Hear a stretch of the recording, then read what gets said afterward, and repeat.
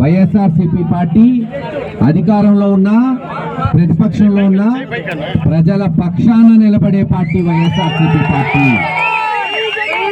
ఈరోజు తెలుగుదేశం పార్టీ చంద్రబాబు నాయుడు గారు అనేక హామీలు, అలివిగాని హామీలు ఆ రోజు జగన్మోహన్ రెడ్డి గారు చెప్పారు.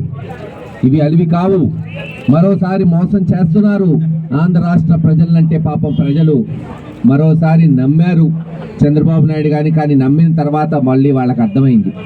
6 నెలల్లోనే ఇచ్చిన సూపర్ 6 అన్నారు, లేదు ఇంకా అనేక హామీలు ఏవి నిలబెట్టుకోకుండా కేవలం ఈరోజు దోచుకుంది దాచుకోవటమే పరమార్థంగా సాగుతుంది ఈరోజు ఈ తెలుగుదేశం ప్రభుత్వం. బహుశా అధికారం వచ్చిన తర్వాత 6 నెలల్లోనే ఇంత చెడ్డ పేరు, ఇంత భ్రష్టు పట్టిన బహుశా పార్టీ ప్రభుత్వం ఏది ఉండదు.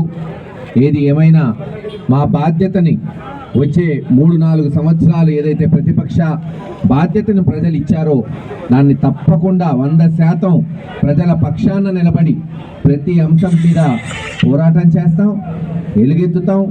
తప్పకుండా అది ఎలక్షన్లు 2027 కావచ్చు, 28 కావచ్చు, 29 కావచ్చు, రేపు వచ్చే నెల కావచ్చు, ఎప్పుడు వచ్చినా సరే వైఎస్ఆర్సీపీ పార్టీ సమాయత్తంగా ఉంటుంది. జగన్మోహన్ రెడ్డి గారు ముఖ్యమంత్రి అవుతాం ఖాయమని